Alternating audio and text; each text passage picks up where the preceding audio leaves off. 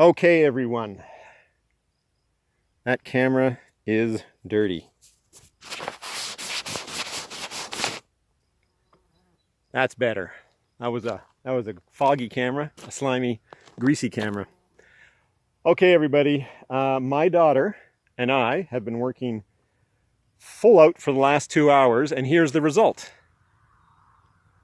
A strip, 8 feet 4 inches wide, 48 feet long, 5 inches thick. That is a lot of work. We do not do this on a regular basis. It's the second time I've done this in my life. Very pleased with the result. The pad looks good, but I want to jump back a few days now, back when I started forming up for this concrete pour. It was also a little cooler that day. All right, everybody, welcome back to the property. Welcome back to the reboot.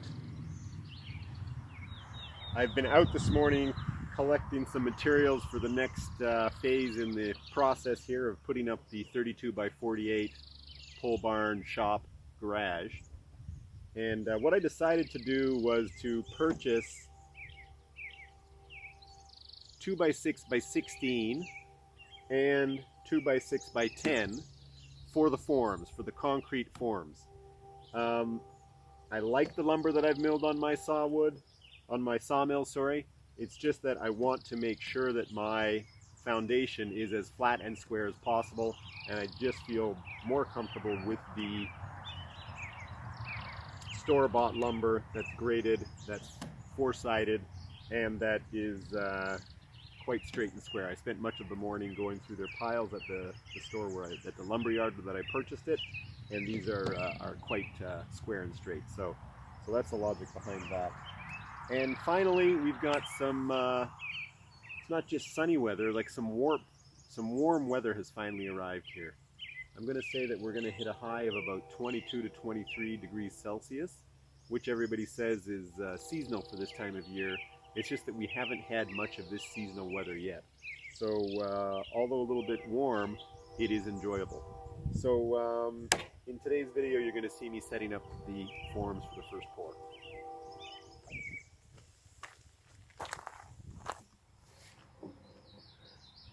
One 16-footer in place. I'm now starting to put the second one in.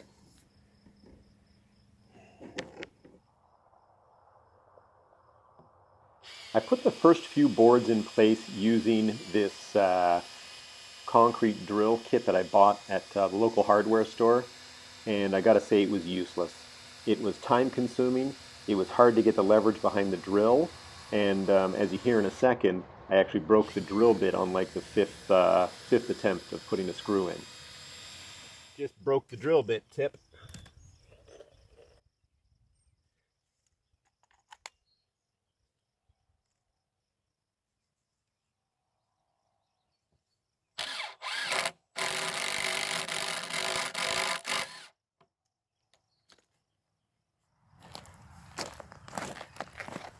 The drilling was taking far too long, so I'm going to try the hammer gun.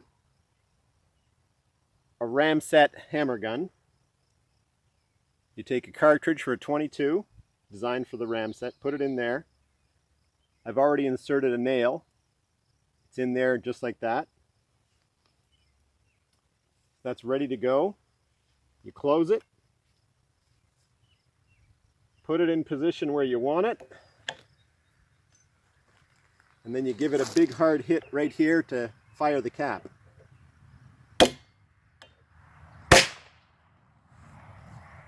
And you can see the orange head of the rubber. That's in place.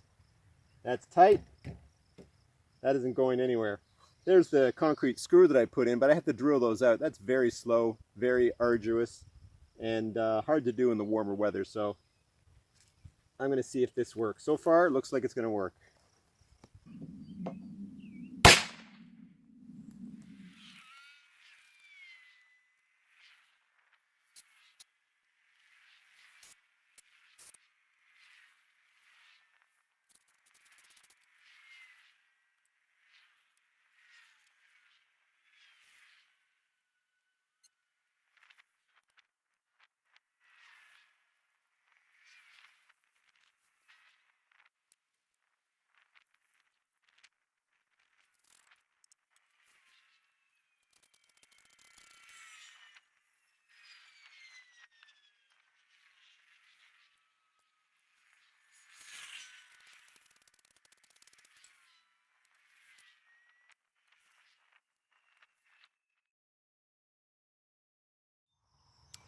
Hey everyone. Well, we're making very good progress out here at the property, getting ready for the cement pour, the concrete pour. I always say cement, it's concrete. And I just wanted to show you what I've got in place before the concrete truck arrives. So let's turn around and get a look at this. We have a look. That is solid, and you can see the nail head is right there. Got the gravel backed up against it on the outside and on the inside. And then down the side here where we don't have piers,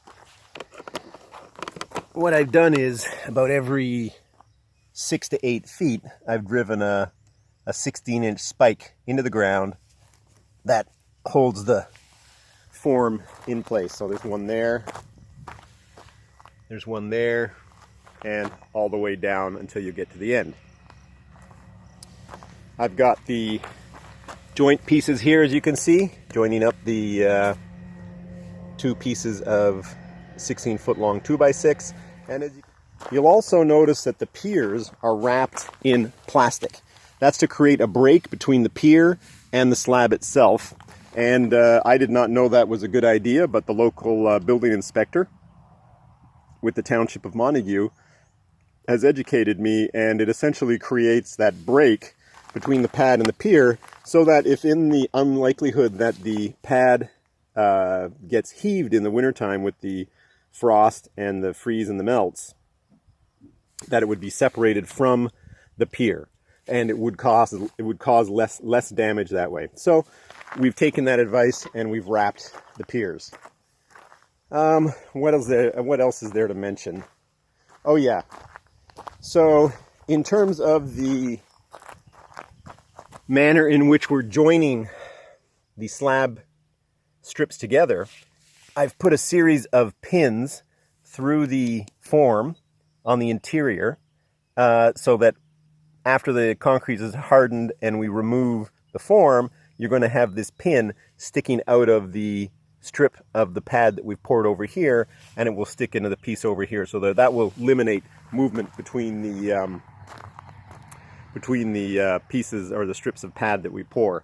We're also going to put a expansion joint in between the strips of the pad that we're pouring.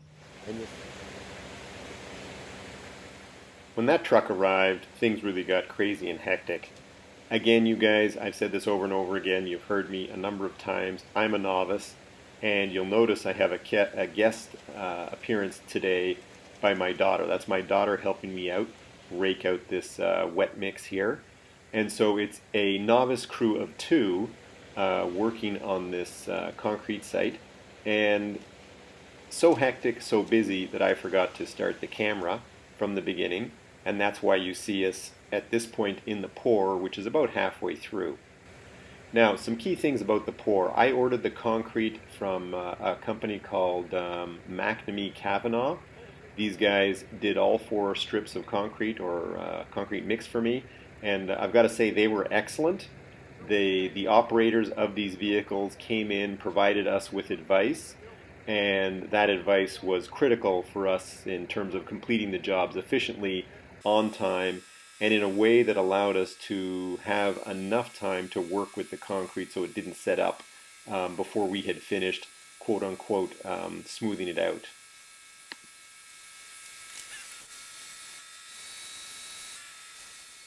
You'll notice that we put down a vapor barrier. I think that's 4 mil plastic as the vapor barrier. We put that down under each of the 4 strips that we laid, that you'll see in the upcoming videos. You're also gonna notice here that I was by myself doing the screeding with the surface of the wet concrete mix here, and that was absolutely exhausting. You'll notice at some point here that I just stopped doing it by myself, and I have my daughter assist me with the screeding process. It was just very hard moving that wet concrete. We learned through the process that we could order it wetter, so to say, and you'll see that as we get and we work our way through these 4 pours, that we get better at this. And one of the reasons is because we actually order the concrete at a wetter consistency. You'll also see that my daughter is picking up the trowel. and going back and smoothing out the concrete mix around the piers, and that worked out very well. My daughter did a very good job with that. So again, you can't do this by yourself. You need at least one other person helping you.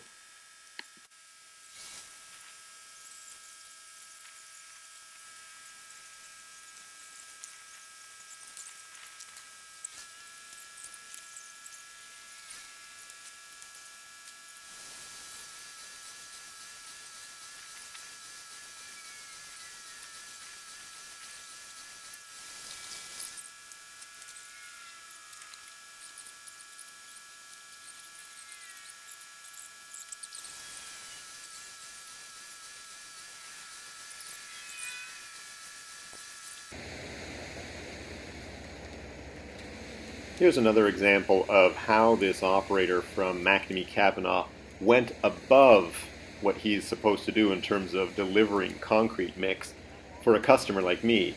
If I am their manager, I'm sure their company policy is essentially to meet the requirements of the contract, which is to deliver the wet concrete, not get involved with the crew on the ground, because I'm sure that possibly opens you up for some kind of liability.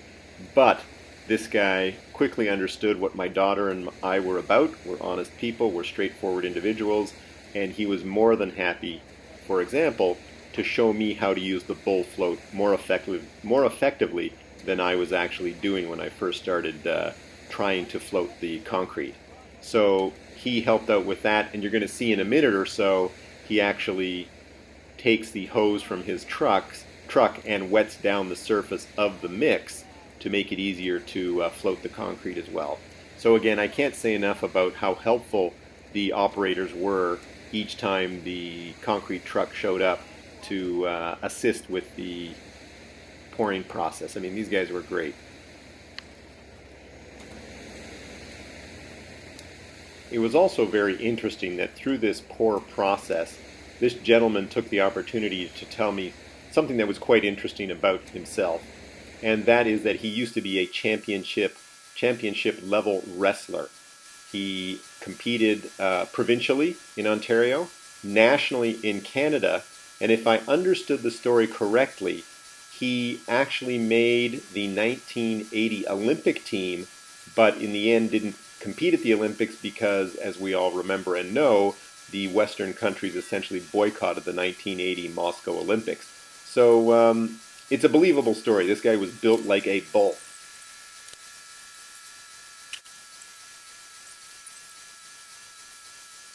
There it is. Like I said, a ton of work.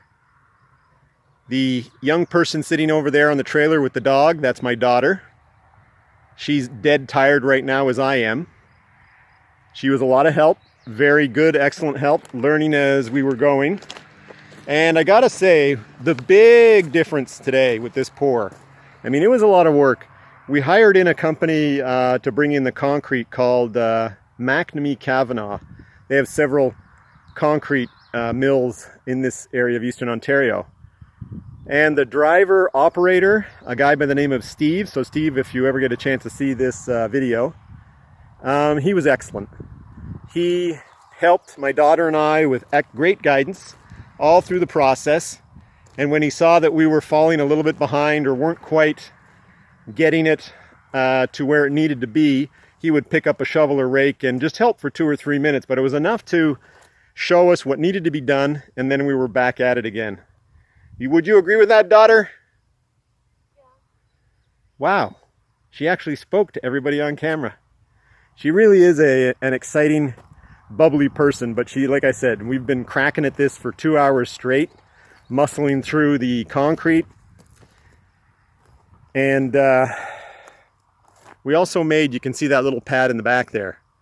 I'm going to use that possibly for maple syrup in the spring next year. A little outside maple syrup processing spot. And that was the excess concrete that came out of the load that we received today. It was about 5 cubic meters. In Canada, we do things in metric, so that was 5 cubic meters. And like I said, a great experience with McNamee Kavanagh and the operator named Steve.